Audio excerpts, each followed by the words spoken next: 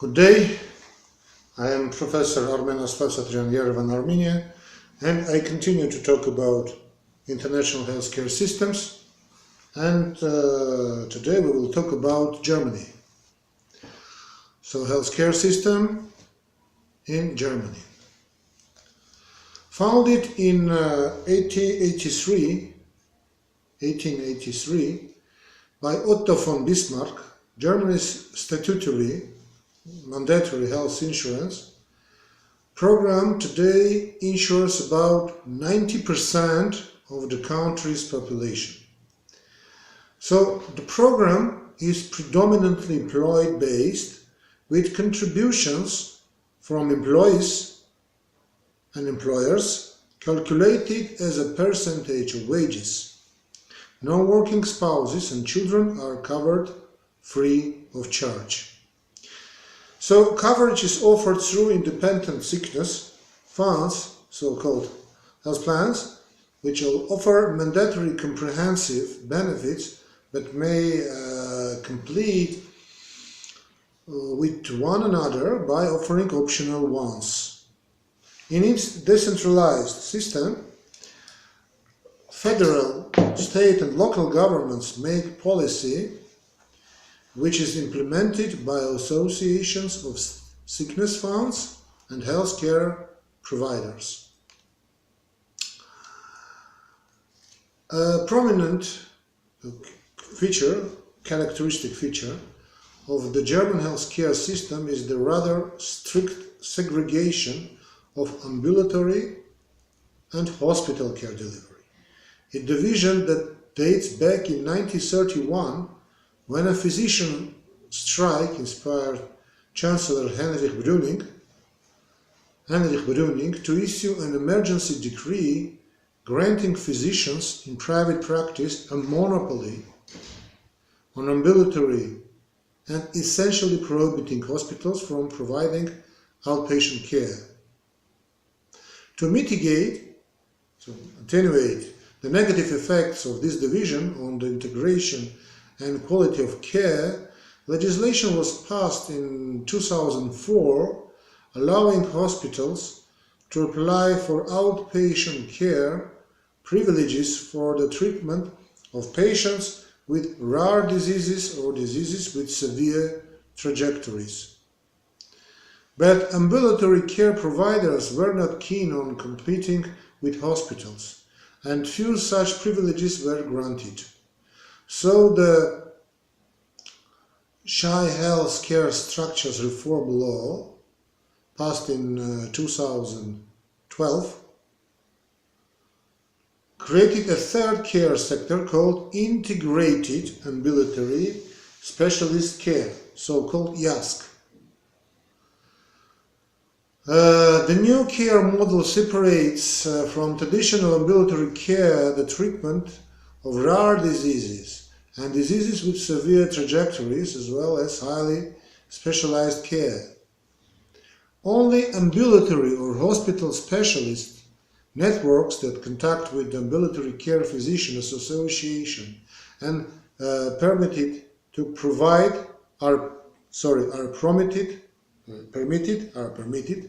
So only ambulatory or hospital specialist networks that contact with Ambulatory Care Physician Association are permitted to provide such care.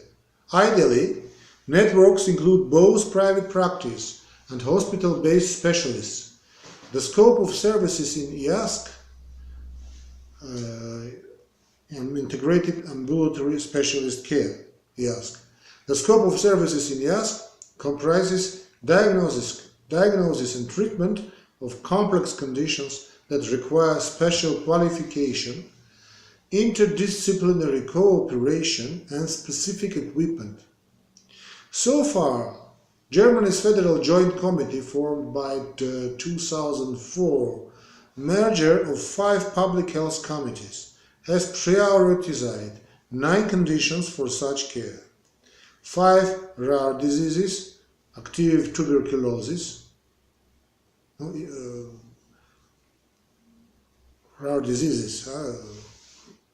active tuberculosis, relative rare diseases, active tuberculosis, Marfan's syndrome, pulmonary hypertension, cystic fibrosis, and primary sclerosing cholangitis, and 4 diseases with severe trajectories, certain gastrointestinal tumors, gynecologic tumors, rheumatoid diseases, and heart failure. Yeah, heart failure is a part with diseases with severe trajectories. The latter are defined by codes or in the International Classification of Diseases, International Classification of Diseases, ICD, plus at least one other criterion for advanced disease. For example, lymph node involvement, metastasis, recurrent or progression, or non-response to treatment, or are reflective or a severe underlying condition with very low prevalence. The overall framework for the design and general requirements of IASC is detailed in a general directive by the Federal Joint Committee. It's augmented by disease-specific guidelines detailing quality requirements and the scope of services, which are limited to the defined diagnosis and disease trajectory. Any additional care that patients may need is provided outside the IASC setting is the usual care context, although exceptions can be made if hospitals want to protect patients from undue, so unwarranted or inappropriate because excessive or disproportionate strain. So far, no restrictions have been put into place regarding the number of providers that can participate in IASC or, in general, the volume of services they can provide. To participate, qualified providers apply to a statewide committee which grants an IASC designation in quality requirements are met. These requirements include measures related to training, processes of care and practice equipment, as well as threshold volumes for volume-sensitive conditions. Physicians can meet all training requirements through regular board certification and specialist qualification, and nursing staff may seek certified specialization through the appropriate medical societies. Other requirements in terms of quality of care include cooperation and interdisciplinary team, appropriate documentation and evaluation. 24 requirements. Other requirements in terms of quality of care include cooperation in interdisciplinary team, appropriate documentation and evaluation. So 24 emergency availability, the implementation of interdisciplinary case conferences, timely execution of diagnostic and therapeutic procedures, sufficient treatment capacity on weekends, special capacities for treating immunocompromised patients. Immunocompromised patients, and implementation of evidence-based guidelines, among others. Care is supposed to be delivered by an interdisciplinary team consisting of a team leader, a core team, and associated physicians. The team leader is responsible for coordination and quality of care. All team members must be board certified physicians, and they enter into a contract detailing their individual responsibilities. They need not deliver IASC full-time and may have a separate practice as well. The team may also collaborate as necessary with providers of social services, physiotherapy, home care, and palliative care as well as with specialized nurses. Services must be provided by means of joint visits with the team at the facility of the team leader, unless specialized technologies such as laboratory equipment are needed. The team must be able to make arrangements within a reasonable period for access to nearby 24 emergency care and 24-hour emergency care and intensive care, and must make special arrangements for immunocompromised patients and outpatient facilities for transfusion and administration for systematic therapy. Patients require a referral. So what is a referral? It's an act of referring someone or something for consultation, review, or further action, etc. So patients require a referral to obtain this IASC unless they receive their routine care from an IASC team member. Usually, the referring physician, so treating physician, arranges both the appointment and any transitional care required after treatment. But patients provide their own transportation to IASC facilities. The use of an electronic medical record is not mandatory, but will eventually be necessary to comply with expectations for documentation and evaluation of care. When they are admitted to an IASC facility, patients receive detailed information about the care team, the results of consultations such as interdisciplinary case conferences, and the risks and benefits of the proposed treatment alternatives. Patients should participate in all decisions about their care. At the end of each treatment episode, patients receive written information on treatment results, further procedures recommended, and their medication regimen, as well as the schedules, as well as transition letter, written in, of course, patient-friendly language, if care is to be continued outside the IASC setting. The Federal Joint Committee defines the scale and extent of services for which IASC providers can be reimbursed for each relevant disease. Okay? Each caregiver bills the sickness fund separately. Currently, fee-for-service reimbursement is used for both hospitals and ambulatory care physicians providing IASC, but it's not subject to budget restriction. When a separate free schedule is ultimately developed, it will probably furnish lump sum payments based on diagnostic-related groups.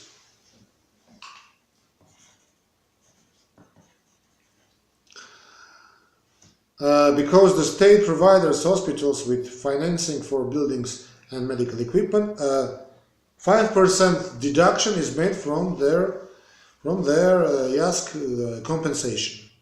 So lump sum, when we called about lump sum is a total, or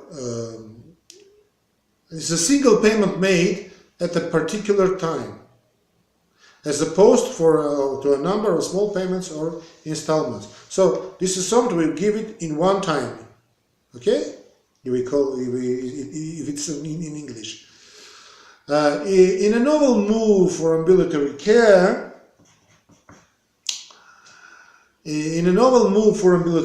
the prohibition night, which allows for reimbursement for the use of effective new technologies before approval by the Federal Joint Committee, is being applied to our IASC. Although the law mandates evaluation of IASC patient satisfaction, quality of care, and cost of providers, patients, and sickness funds, no results are not yet available. But with the implementation of IASC, Germany aims to improve coordination, quality, accessibility, and patient centeredness of specialist care for patients with rare diseases or diseases with severe trajectories, as we said, and those who require highly specialized care. For the first time, a uniform legal framework has been created for the delivery of specialist services in both inpatient and outpatient settings. Although the IASC implementation will not appreciably advance standards that are already in place in some other countries, through care models such as the patient-centered medical home or disease management programs, it will apply these standards to specialist care and will bring specialists together, both physically and legally in joint care teams. I think it's a very good idea. So, how likely is that IASC will succeed? The question is posed. A number of factors, we have to say it, are working against it. Like many past care models, IASC is a past care model, so like many past care models, it uses a disease-specific approach, requiring patients to seek help outside the usual network for any other conditions. As it currently stands, the German IASC enterprise falls well short of international standards for health information technology, HIT. Since no sector spanning joint electronic medical record has been implemented. In combination with the lack of mandatory team building involving specialists from both the ambulatory care and hospital sectors, these HIT limitations would probably hamper the flow of information, the coordination of care, and possibly, the quality of care. I said possibly. In addition, although the government intends to develop a specific lump sum payment system of IASC, it's unclear whether that system will link payment to outcomes. Indeed, there are no mechanisms in place for changing the payment scheme from a volume-driven to a value-driven one. So from volume-driven to a value-driven. From value to value. Yeah, it's a philosophy question.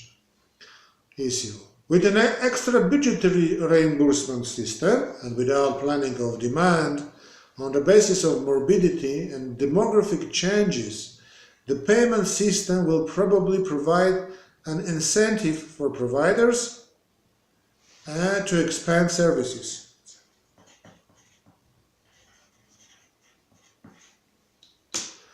But the most important limitation, from my point of view, may be that, as with the precursors to patient-centered medical homes like in the United States, implementation of IASC doesn't systematically or fundamentally transform practice or service delivery.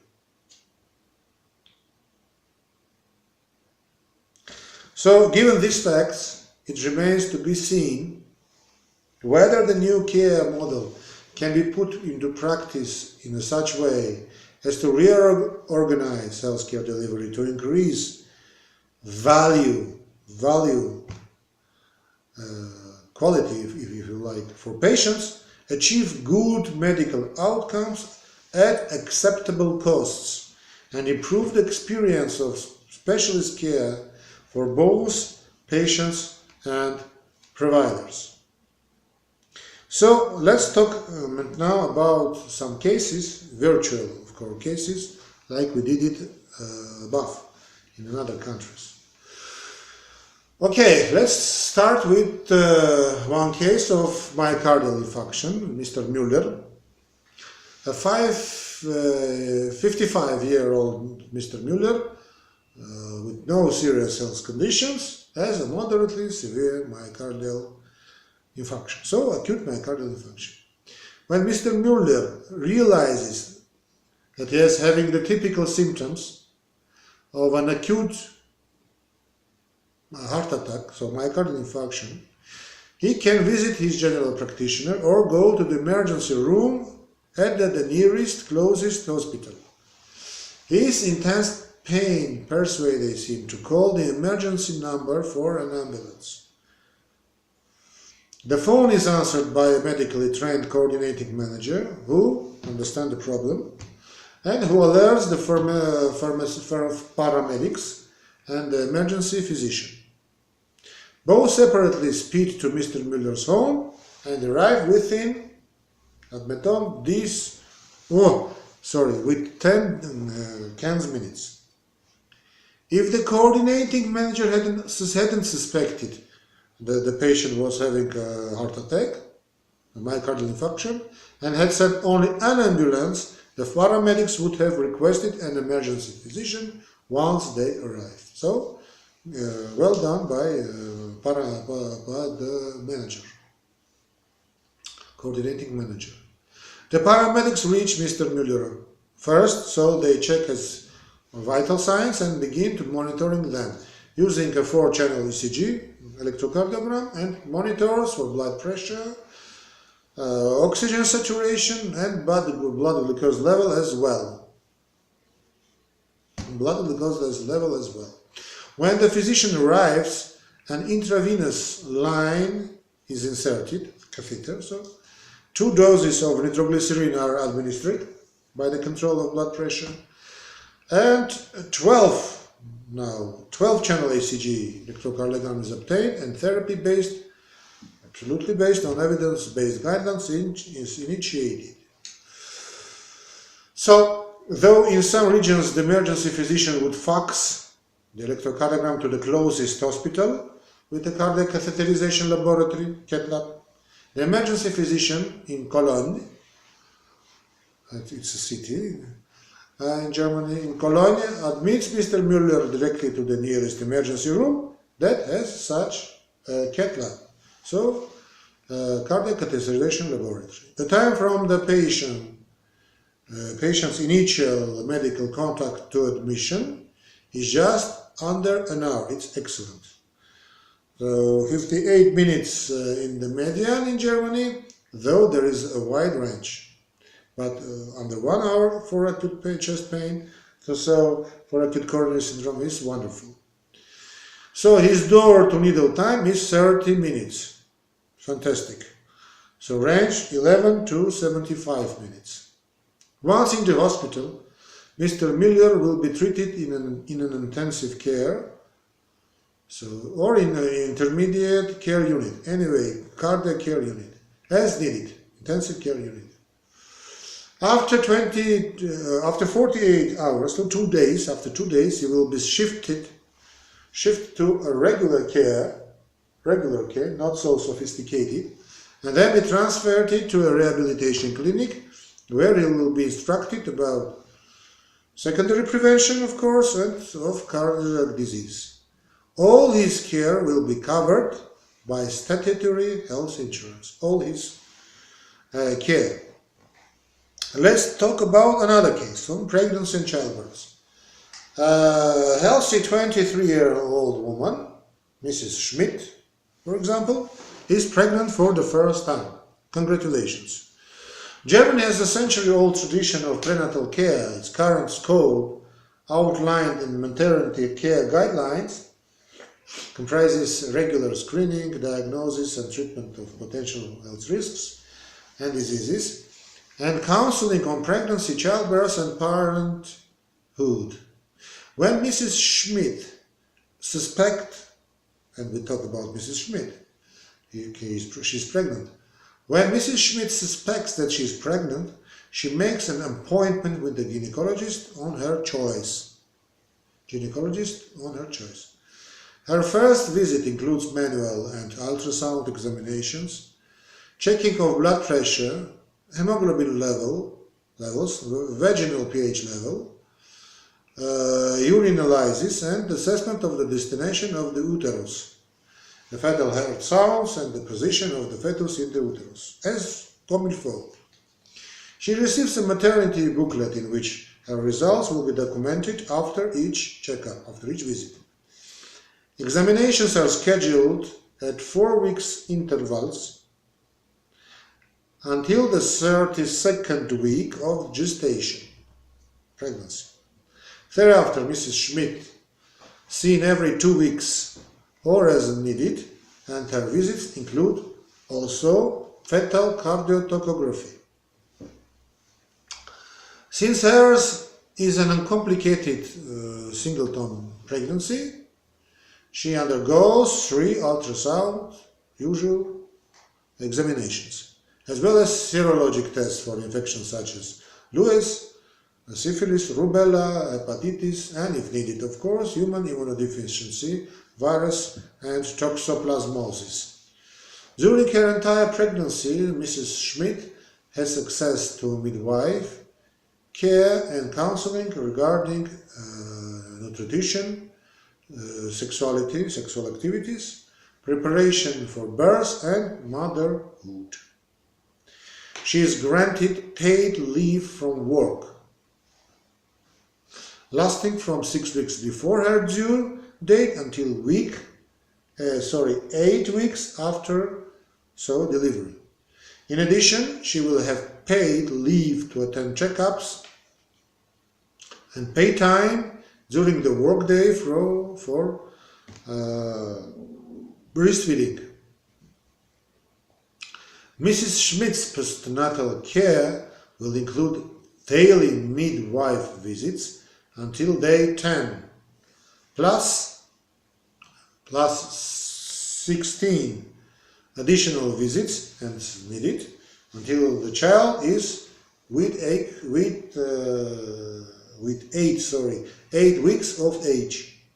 The statutory health insurance will pay for preparation and recovery classes and for housekeeper if necessary before and after this delivery. So approximately 6 to 8 weeks after Mrs.